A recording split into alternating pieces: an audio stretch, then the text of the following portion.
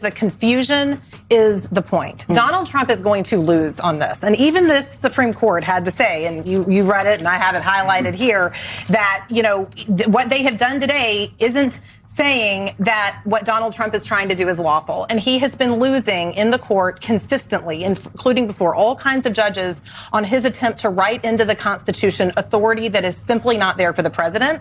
So he's going to lose on this. But this, as Justice Jackson says, puts everything in chaos. It causes confusion around the country. Do we get to vote by mail? You said you had a friend, we were just talking earlier today, that was all of a sudden confused about what this means. And that is the point of this administration. They do not want the people's voices to be heard, and they want to confuse us in advance of the election, and the Supreme Court just let them do that. But I do want to be very clear to everyone listening tonight. The Supreme Court, no court has said that what Donald Trump has done here is lawful. And no, but they've just said he could do it. What your point is right, but they didn't stop him. So not stopping him, if I don't tell you no, I might as well have said yes. What does it look like? I want to be very clear, because people are afraid and they're scared in this moment, and they need accurate information. What the Supreme Court did today was, it was a timing issue. It was a win for the administration on a debater's point about whether the states sued too early. I agree with Justice Jackson, and I agree with the states, that this is way too fragile of a system. The right to vote is way too sacred to have all this confusion, which is what they've created. But to be very clear, the president will lose on this. When do you expect? I believe that lawsuits will be filed the minute that the rule finally goes into effect. We believe that's Wednesday. Yeah, I think that you will see those, because all the Supreme Court said was, oops, too early, come back. Now, I don't agree with what the majority of the Supreme Court did here, because exactly of what you're saying. And I feel the outrage, and I feel it too, on behalf of hundreds of millions of people in this country. But the bottom line is, this is a debater's point. This is not any type of a substantive win for the White House. And their attempt to have the American people believe that they're winning right now is all about trying to confuse people and get people. I have one more question, and then I will be quiet.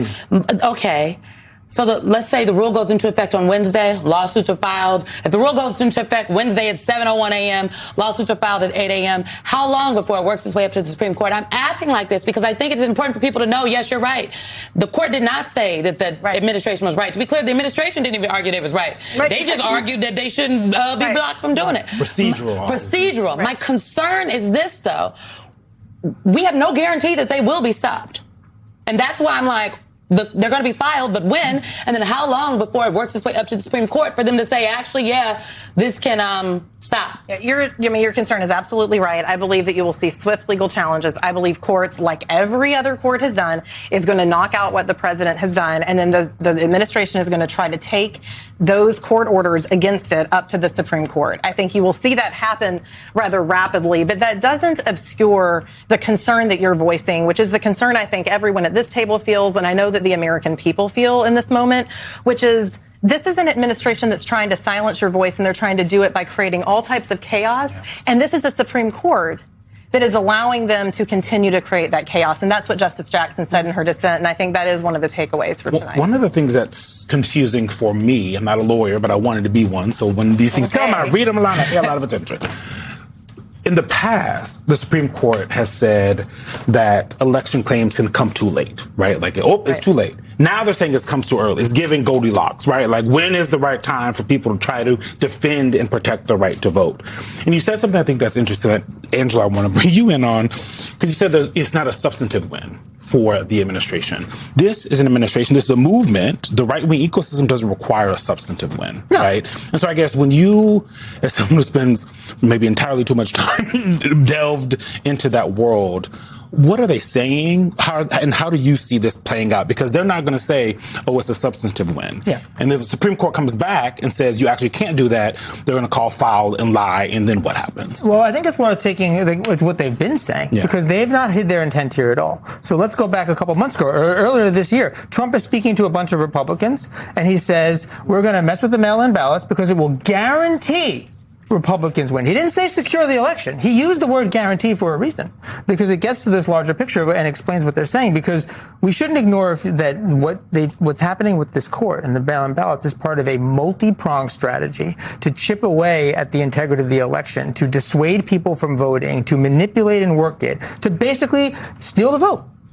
And so what they're saying now is not enough.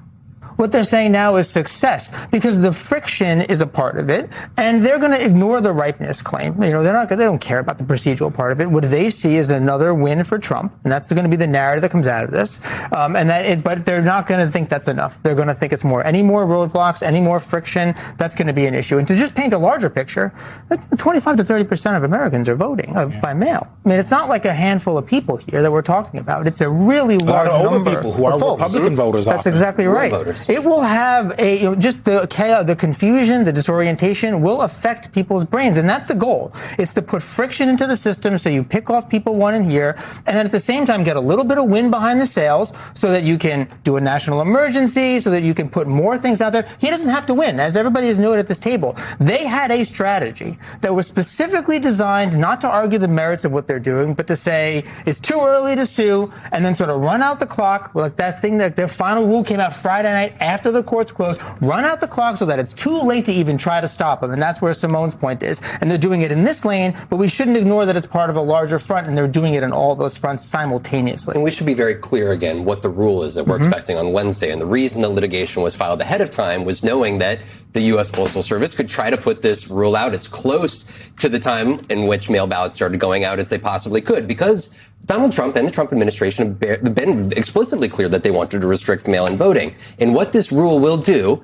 will require states to turn over a list of who their registered voters, and the federal government will provide a list to the U.S. Postal Service about the eligible citizen voters that are allowed to be sent mail ballots. So that calls into question all of the potential disputes. Is it thousands of names? Are they going to be going millions through of names? mail? And the reason why this is concerning here, my job as a journalist is to be a skeptic here. And what we have reporting in just the last days is that this Department of Homeland Security was unable to provide one state, the state of Nevada, an accurate list of individuals who they claimed were non-citizen voters. They first said 15,000. Now they say, well, there's 185. And even those 185 are questions. So now, depending on how the Supreme Court were to rule, they are potentially looking at all 50 states to tell the U.S. Postal Service who they're going to send out or who they're not going to send out mail ballots to. It's a lot of chaos, and it's hard to believe that they could effectively be able to pull that off. I mean, a lot of chaos. The chaos is the point. The chaos is the point. Fundamentally, the president's not going to be able to write in the Constitution. That's why he's losing in all of these cases. But the Supreme Court today did create chaos, create conversations like this, create people that are calling and texting all of us saying, do I even get to vote by mail anymore? The important thing to know right now is you do get to vote by mail now. This is going to be blocked in the courts again, and then we will continue to watch what the administration is going to do to create additional chaos. And for me, and I say this, and you're a lawyer, I mean, I'm in the courts all the time. Our team is in the courts all the time. But I wanted to be a lawyer. I used to do the talking points for the lawyers. You always have your court cases. Because they stress me. Because I used to work with the lawyers. I used to work at Mark Elias before he started the Elias Law Group. At one point, before Perkins, the Priorities USA Foundation at one point was the largest funder of voting rights litigation in the country. I was a senior advisor and I was a comms person. I have seen how my conservative friends in this country have meticulously attacked the vote from every level at the state legislative level, and now they have a willing participant, not just in the president, but on the United States Supreme Court. So if I sound alarmist, because I'm alarmed.